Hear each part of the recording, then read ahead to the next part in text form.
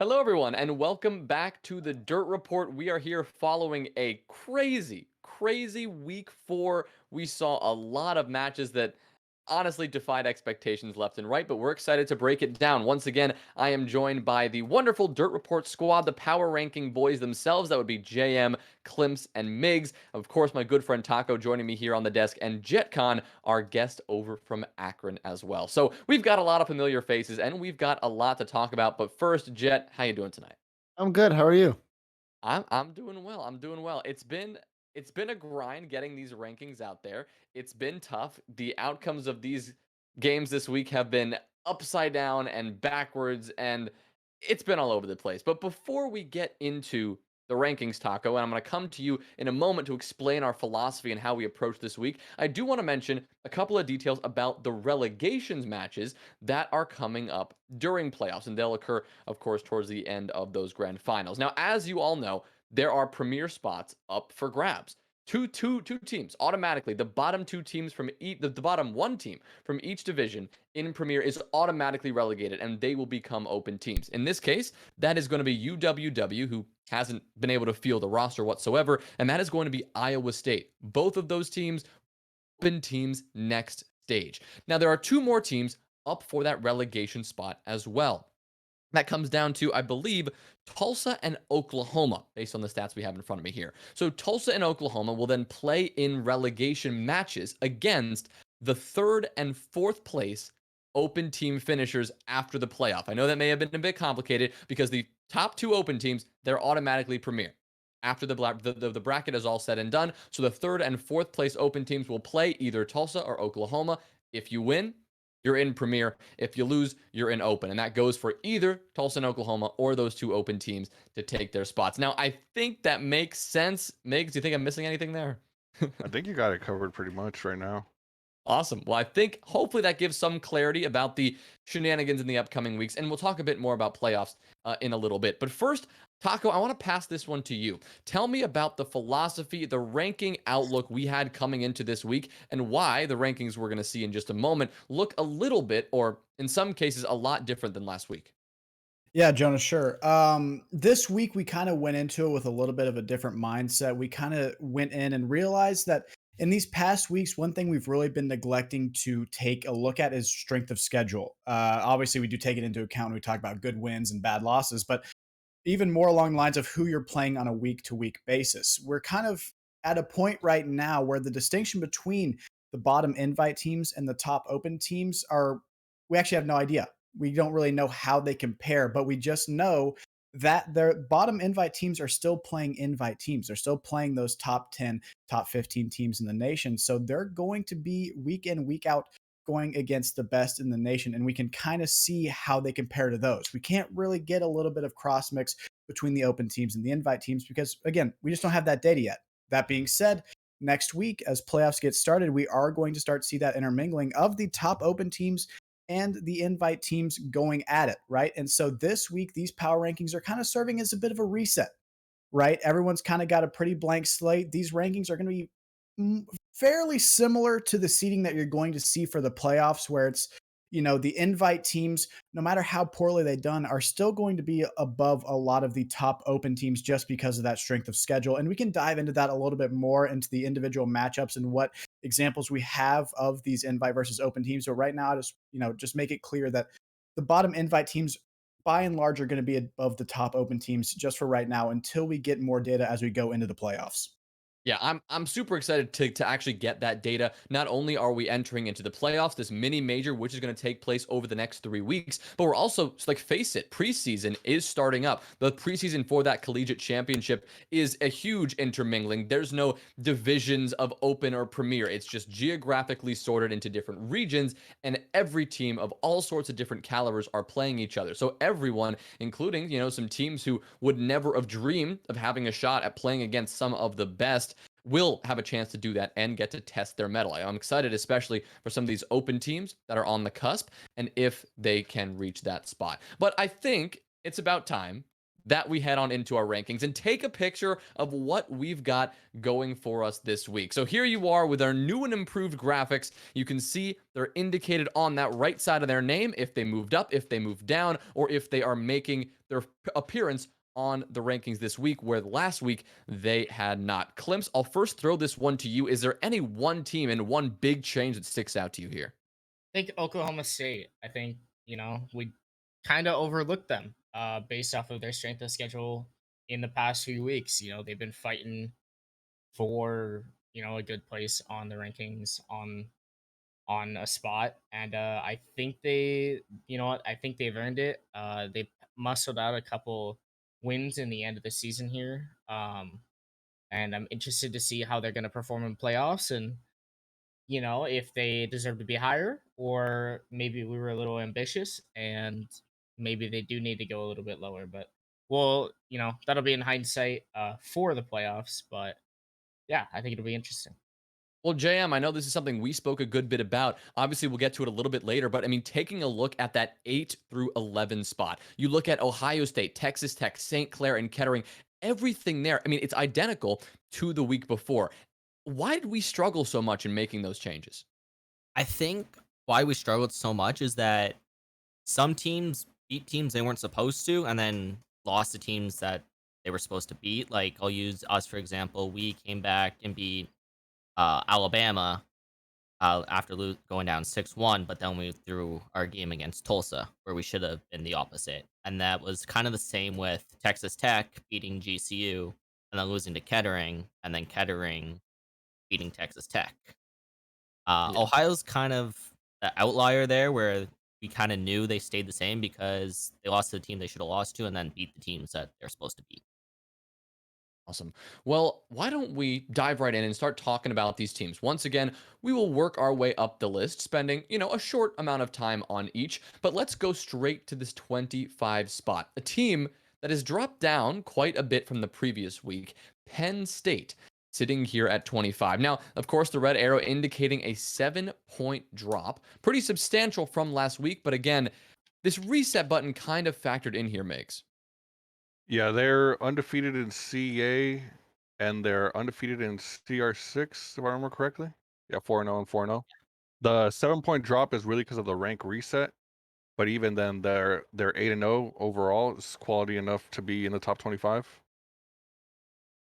They haven't made much movement in strong opponents, but they did go out and haven't lost. I think they've maybe dropped one map so far, hmm one or two Well, maps. there's this chunk of teams right above Penn State, Alabama, Minnesota, and Wisconsin from 22, 23, and 24. And you can see by our beautiful, bright blue hexagon on the right that they are new to the rankings here. Now, Wisconsin actually made an appearance on the rankings 2 weeks ago, somewhere in the middle of the pack, but they dropped off last week after a supposed roster move would theoretically have maybe dampened the skill we could expect from them. But after, reevaluating how their performances and seeing how they put up some numbers across some open teams, including who they beat, that they took down Snail's team. They took down Illinois State, I do believe, which was a pretty significant victory, as that is an open team taking down one of these top 15 greats there, Taco. Yeah, if I could double back to Penn State real quick, I think there's a pretty good illustration of how our philosophy has changed. Penn State, a team that has been pretty dominant in open these last 4 weeks, going undefeated in both CEA and CR6. However, this is one of the few teams where we do get to see a bit of crossover. They played Virginia Tech back a couple weeks ago. And Virginia Tech, a team that we have as one of those bottom level invite teams, they've been really struggling in their ranking. They kind of showed that Virginia Tech actually moving up 7 spots and Penn State moving down 7 spots. Those guys are actually switching spots because Virginia Tech, when they actually got to face off against Penn State, which is a top level open team, they took them down 7-2. So that just kind of influenced our philosophy going into that. But moving on to this 22 to 24 drop, Alabama, Minnesota, and Wisconsin, these are teams that have kind of these open areas, and with one of these teams taking down ISU and then losing to teams like Alabama and Minnesota, they kind of have shown that they do warrant these higher spots. Penn State, despite the fact that they're undefeated, have had not as strong of a schedule. And the one time that they did play an open team, they didn't really perform.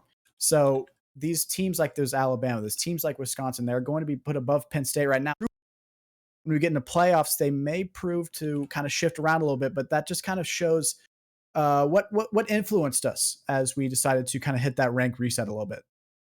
Well, Jettcon, I know that you, as a member of Akron, one of the top 5 teams in the nation, and have been for a while, you don't have a ton of experience like playing against these open teams, right? These teams that are right on the cusp. But when evaluating a team like this, when looking at teams, maybe watching a VOD or like listening to their comms, what are you trying to look for that jumps out at you that says this is a team that's worthy of being top 25?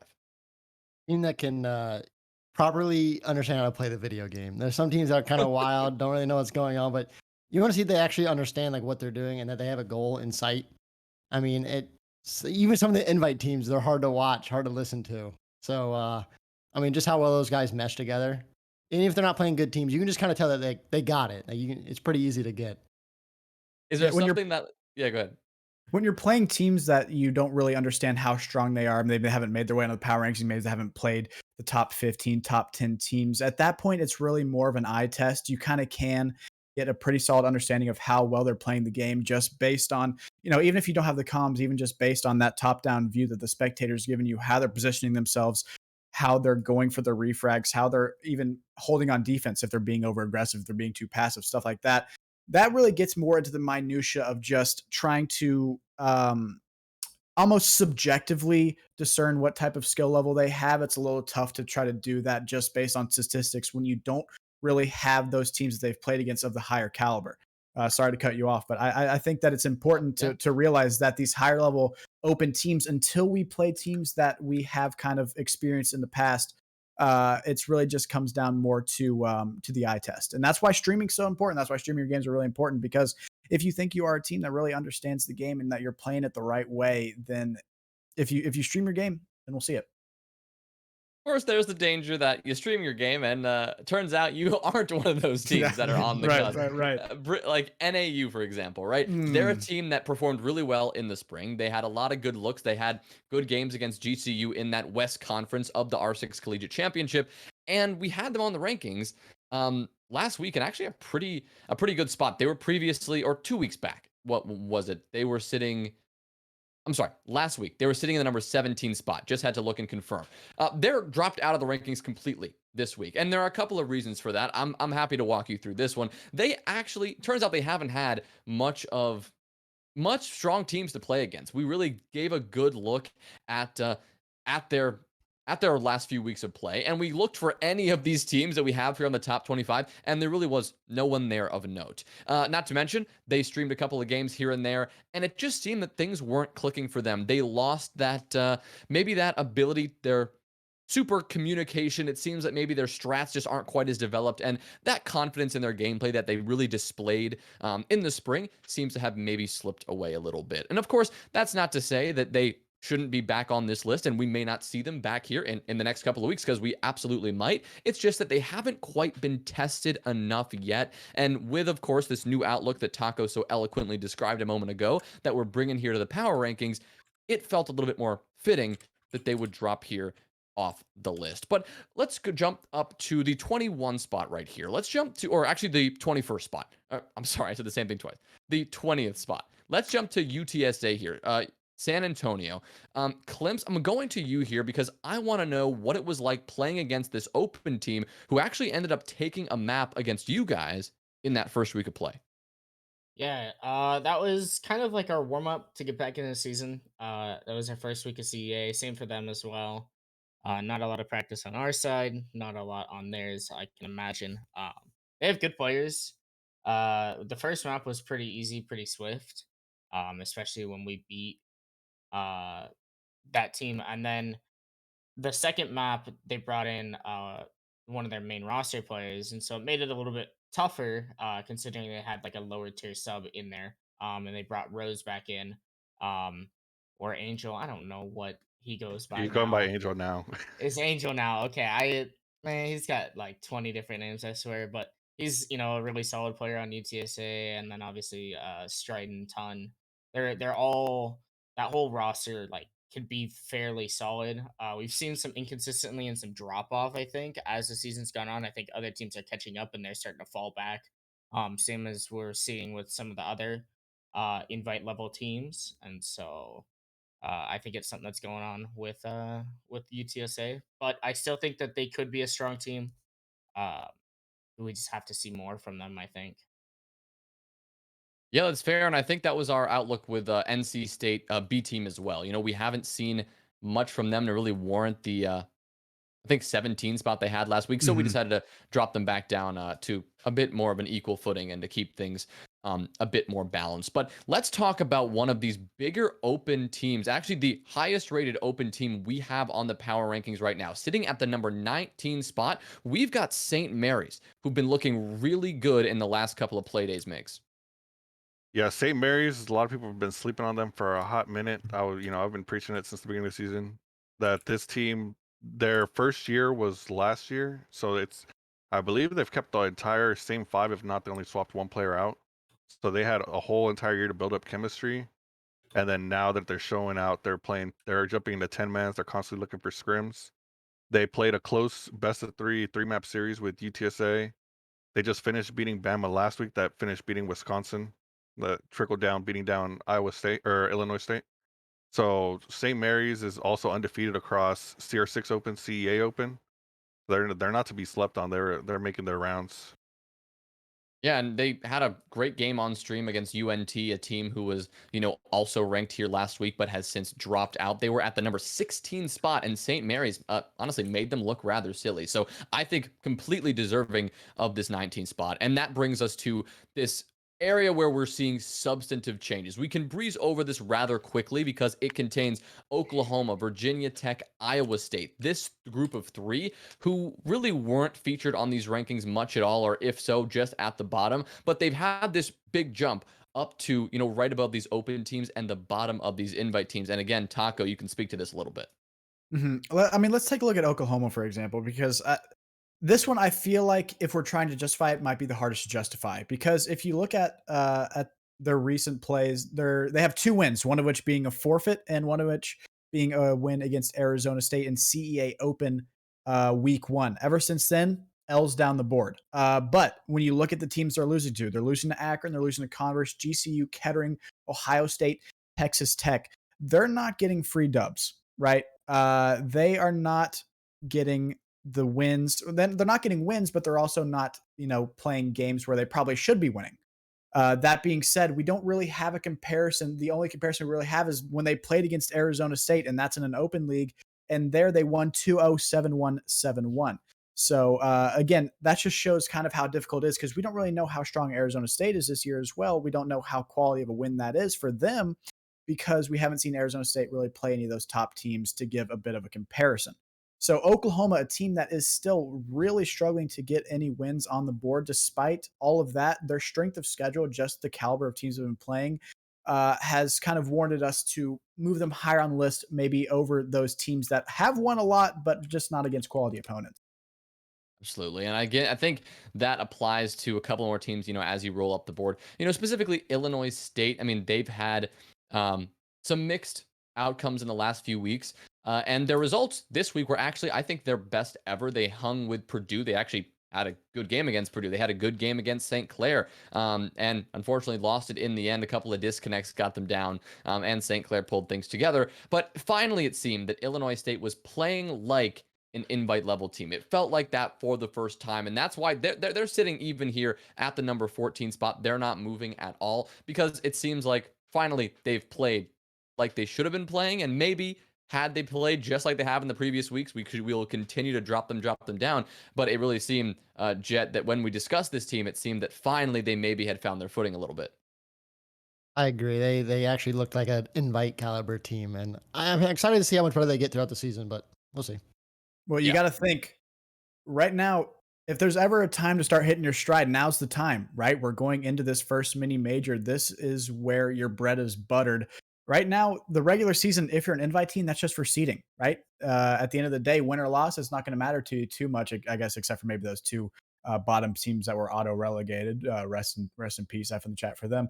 But other than that, if you're showing up and you're just kind of playing your game, you are going to be okay in CA invite. You're going to make playoffs, or excuse me, CR6 invite. You're going to make playoffs no matter what. But now it seems like they're starting to get things going. They're starting to get that ship pointed in the right direction. And with playoffs right around the corner, there's no better time for that.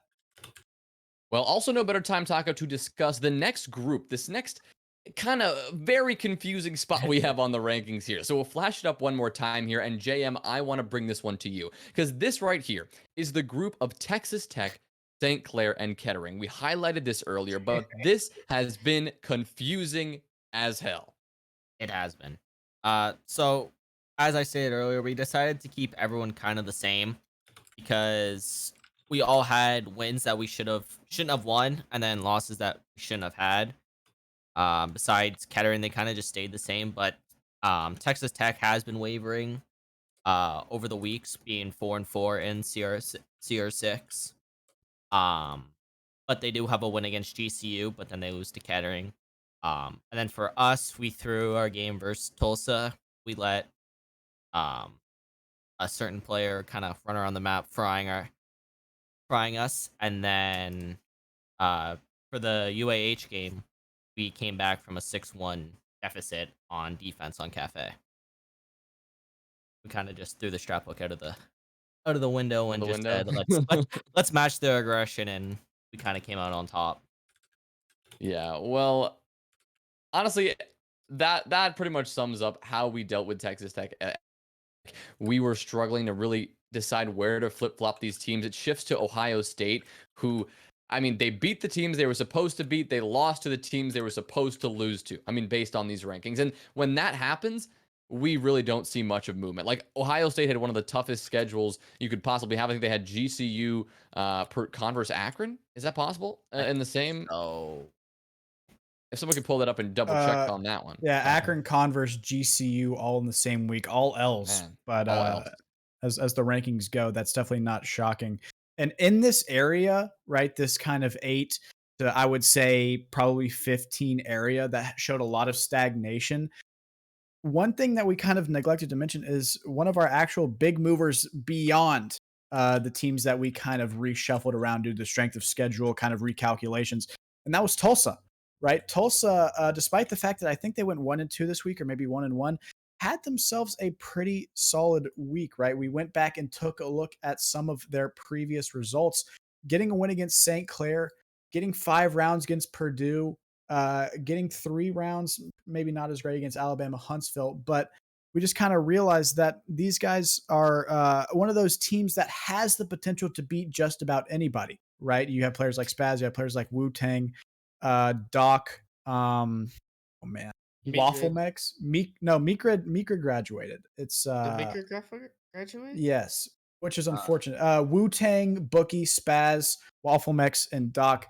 Those guys have a lot of potential. I feel like they're starting to get to a point where they might be able to actually actualize and realize that potential. But again, we'll have to see. They're going to be going against some of the top level open teams, and those are teams that can probably surprise a team like Tulsa. So it's going to be an interesting test for them as we get into these early rounds of playoffs, because that's really going to separate the wheat from the chaff in terms of the teams that are, they really come to play when we get to this mini major. Well, speaking of teams that come to play, one team that had a bit of an interesting week, we'll call it a struggle, was GCU. They did not come to play against NC State, and that was a big problem, and that's why they saw a 2-point drop this week. Klimpse, of course, your team, GCU, what perplexed you about NC State? And, I mean, taking only, I think, 3 rounds over the course of 2 maps, Yeah. how does it go that badly? Taco, the boys, Rai, Drew, all of them. They know who they are. They're all good players. My brain's potatoing, and I don't know why I can't remember, but they're all good players. They're all gunners. Grant. I'll let you I'm- go them. Can you figure out the last one, Taco? Because Pred, my Predator, brain's- Predator. Fred, you mean Pred. And Pred was going off too, I'm pretty sure. They just gave us a smackdown. It was a rough game and an eye opener for us, and it exposed a lot of our problems. Now, Klimpse, So it's I'm gonna cut you off here because I wanna one of those problems just by watching your stream. It seemed to be you accidentally vaulting over a variety of different objects. Come What do you on, have to man. say about that? I think you changed died my what 3 keybinds. times? I changed my keybinds. I died like I did it like 5 times. I died at least 3 to it. So That's there brutal. was yeah, I changed my keybinds. Yeah, it's gone. It's I've gone. All changed my right, you're crouch good. button. I've changed my vault button. They're far away from each other. I'm not dealing with it anymore.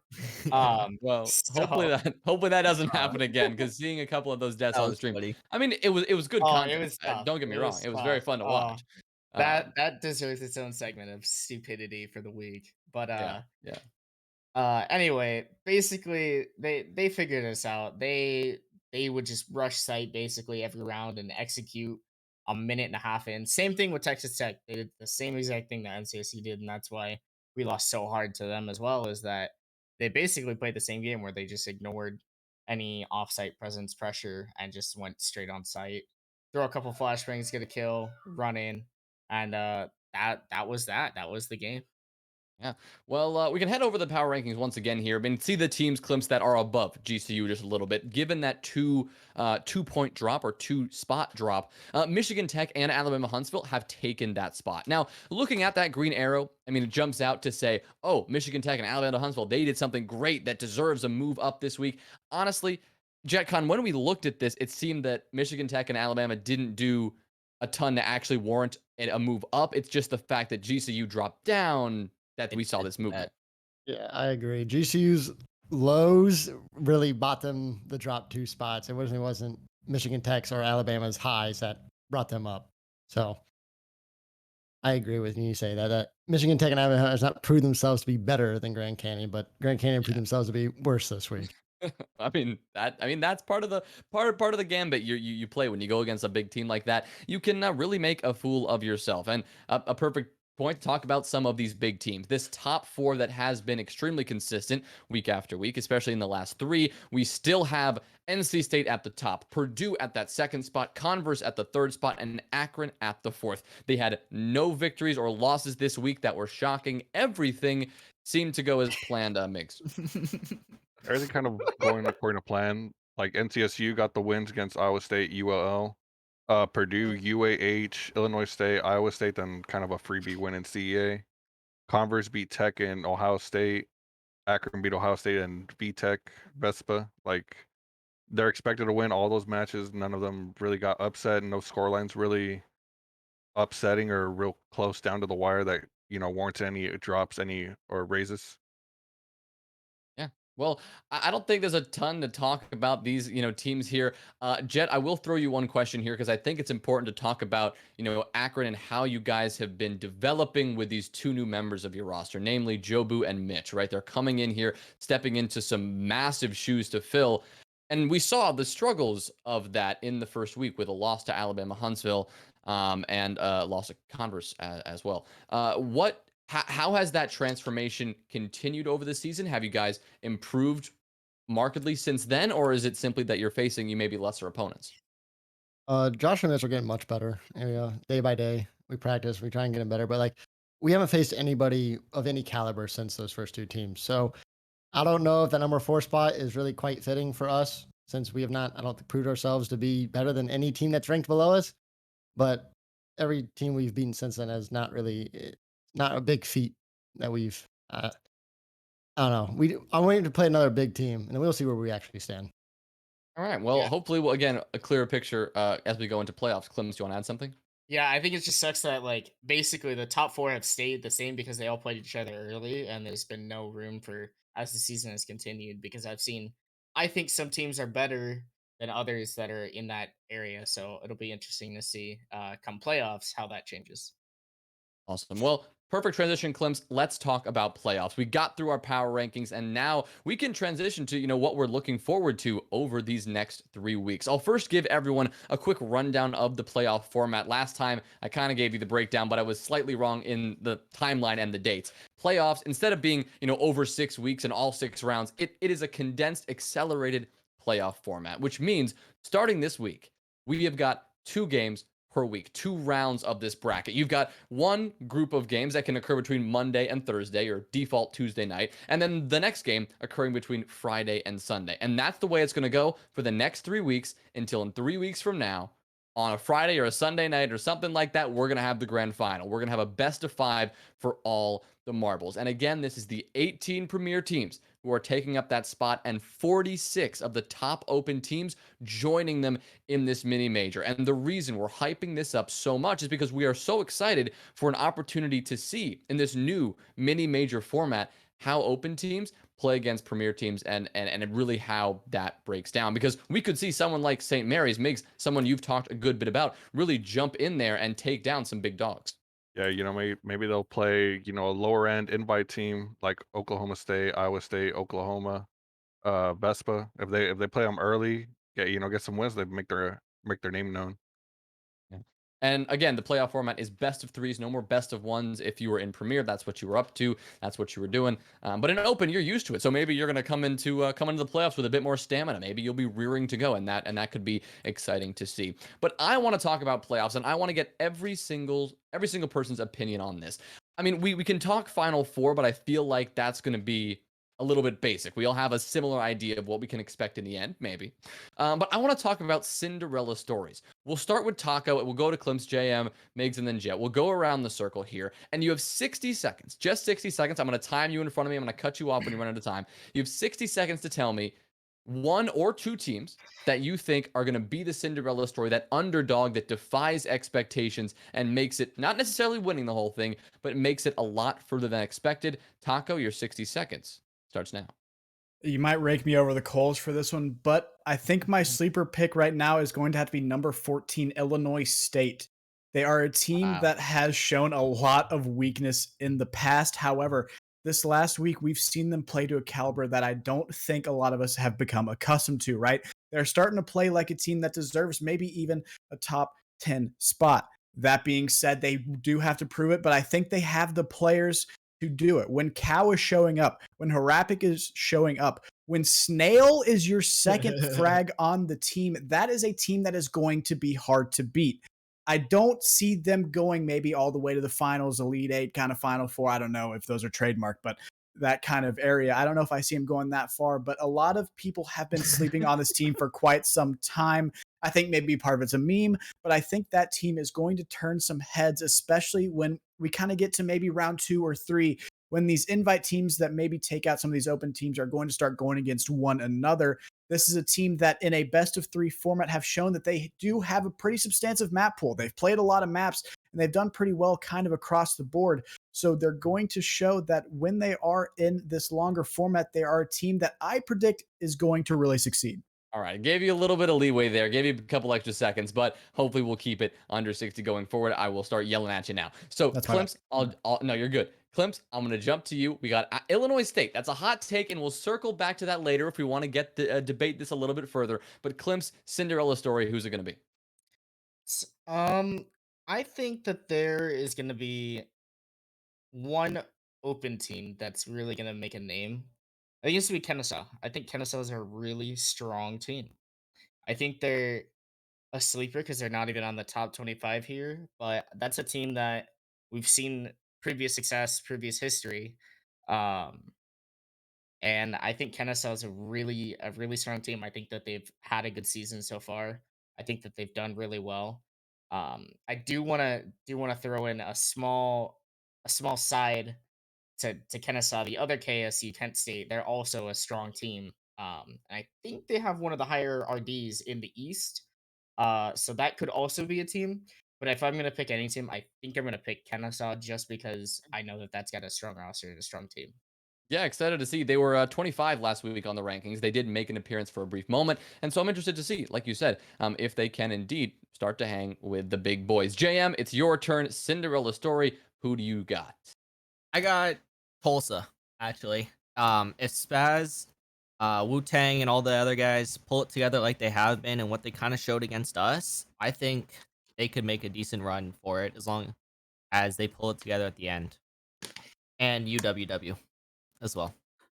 Well, see, that doesn't make a ton of sense because they don't have a roster, but I like where your head's at, JM. So you're going to go with Tulsa, and Miggs, I'm going to bring it over to you.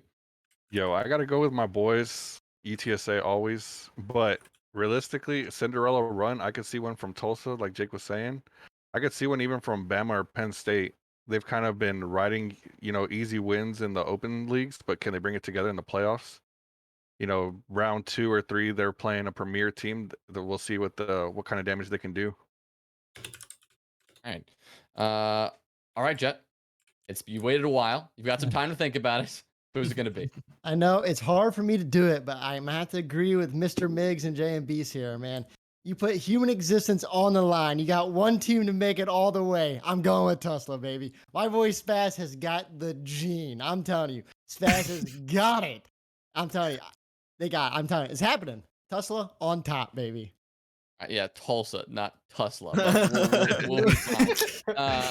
It's that accurate Tulsa on education. top. It's that accurate education. Yeah, sometimes it hits different. But we've got 3 people going with Tulsa here, which is really encouraging. And honestly, we've seen greatness from Tulsa before, right? We saw it was one of the first games for the collegiate championship in the spring that we broadcasted. And they took on an Oklahoma State team that was powerful. That was really, really good. They were at the top of their game. They were taking down big boys. They made their bid into Premier for like the first time. And they were on a heater. And Tulsa comes in, and I'm pretty sure they shut them down. I mean, it was a close game. It was competitive, but Tulsa were on fire. Now, the exact outcome of that game back in the day, I don't exactly remember, but I know I was very impressed with Tulsa. And from that moment forward, they proved that they were one of these big teams to be reckoned with, regardless of, how Spaz is playing in any given day, a player that gets a lot of recognition. This is a deep roster that has had a lot of experience now playing against a lot of good teams. This premier spot and the way they played this season, yes, they've had a rocky road, but they've also put up some good numbers along the way. So I'm honestly going to agree, and I think Tulsa is one of these teams that could be up there. If I was to say Cinderella story, I might go with someone like St. Mary's, because given the way that they've been playing the last couple of weeks, and it seems that they're interested in grinding this out, if they put in the work, they can easily separate themselves from a lot of teams. I mean, in collegiate, if you put in work, you are going to be a top team, because not a lot of teams out there are really grinding as much as you might be, Jet. All right, well, let's talk one more about playoffs. I know I mentioned that Final Four might be a little bit basic, but let's touch on that a little bit. I'm going to cut you down to 30 seconds, and I just want you to name your top 4.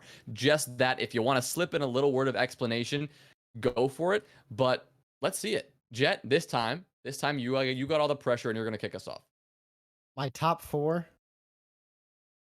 Top 4 for playoffs. So like for when it gets through Final Four, you got 2 semifinals. Who is that semifinal going to be composed of? Do you think it's going to be, are you going to go with a basic prediction? You're going to go with, NC State, Purdue, Converse, Akron, assuming that the playoff draw works out that way. Or are you going to throw someone else in there that you think could really make a play? So I'm going to start off, my boys, NC. I know Taco's going to be there. And I'm also going with myself, because I want to see Taco there. I want to play against him there. And then I think I'm going to go with, I do believe that Converse will also be there. And then my boy Spaz, a Tulsa. Yeah, they're going to be there, baby. You think they take down Purdue in a quarterfinal? 100%. They work their way there? 100%. Awesome. They got 5 rounds on them they did last week, so that's can true. compete. That's getting the job done in some way. Almost there. A couple more rounds to go. But and again, a reminder, as we work our way around here, I want to remind the chat that we are live and interacting with chat. You've seen, again, Klimpse in there just typing up a storm. So if you guys want to ask some questions, we'll answer those right after this segment. So drop some questions in the chat, and we will hopefully get to those. But Miggs, Final Four, it's to you now. For me, it'll be NC State, Converse, and Akron off the rip. But I think UAH, if they get it together for this playoff run, they might be looking scary in best of 3s. All right. JM. I'm going to go with NC State, Purdue, or not Purdue, Akron, St. Clair, and GCU if Klimpse can get his crap together. All right. Well, Klimpse. I don't vault. Klimpse, if you can stop vaulting, maybe we'll see you there. But Or hiding tell me behind about chassis. But tell me about your Final Four as well. I think we're gonna see NCSU. They're a super strong team. Akron as well, historically strong. I'm still gonna put us up there. We're a BO3 team. I don't care what anyone says. We always lose the first map, and then win the next two. That's how we've always been. So hopefully that shows and that stands. And then my last prediction, I'm gonna put Michigan Tech. Well, They're they're not in CR6 playoffs. They're not in Oh, CR6, so you be in trouble. Okay, well, I'm gonna put. Wait, I said I'll put Converse. Converse. That's the other team. Okay. Did you have Purdue in there or no? No. Okay, so we've had 4 people now take out the number 2 team that we've all put on the number 2 as the power rankings. Taco, I'm gonna throw this one to you, but then we've got to know why is everyone hating on Purdue here? I think if I'm being honest, I think everyone kind of wants to sneak in one sort of sneaky pick, and the one team that maybe people are a little bit bored of is Purdue. I think they are definitely a team that is going to be in that Final Four. It really depends on how the kind of parsing out works with kind of the divisions. I mean, Converse, a team in South Carolina, right below us. We're probably going to be in the same bracket, if I'm not mistaken, if it's divided up into regions like that. And Purdue and Akron, a team in Ohio and a team in Indiana, might see themselves facing off, unless Akron is also an East. In that case, that's something crazy. In that case, the Final Four could be all over the place. Just to say, I think UAH is going to make their way into the Final Four. They are a team that has been the same 5 or thereabouts, the same kind of core 4 for quite some time. And I think that's going to serve them well in a best of 3 format where they have kind of had that time to get experience on all the maps. Maybe not Bank, depends on how much they've been grinding recently. It seems like now that midterms is over, maybe teams are going to start kind of getting in the lab a little bit more. So maybe we might start seeing Bank a little bit more when we go into playoffs, when the map pool has to be expanded in these best of 3s. But just to give you a quick and dirty answer, if kind of regions weren't, I'm just thinking the best 4 teams I think are going to do very well in best of 3s. I'm picking my boys at NC State. I'm a little bit biased, but it seems like that's a bit of a consensus. I'm going to go with Purdue. They're a team that has a really deep map pool, and they're very good on a lot of maps, attack and defense. I'm going to have to go with UAH, and I'm going to go with Akron. I think Converse is a team that has been giving up a lot of rounds to teams that they really shouldn't be, and I think that might come back to bite them in terms of consistency as we get into playoffs. I might eat my words. They're going to be in our division, so they might show up and show that they are that the number 3 ranking, as lofty as it is, has been a bit of an underestimation on our point, but we're going to have to see. All right. Well, as the chat has disappointed us, and despite there being 80 people chilling, or now 65 people chilling, we didn't get any questions here, boys. So I'm gonna throw it to any one of you. Do you have any more talking points? Any last hurrah you want to get out here tonight that you think is important to lead into our first week of playoffs, and with Face It starting up soon? No. All right. All right. I don't think so. I think look forward to Face It starting next week on Saturday. That's gonna be fun. That's gonna be really nice to have intermixed teams of open and invite, since it is the preseason. So look to see a lot of different teams that you might not typically see. And hopefully some teams will pop out of nowhere and make a name for themselves. I know some teams have waited and saved their roster for specifically Face It and chose to not partake in CR6. So some new rosters could be popping up.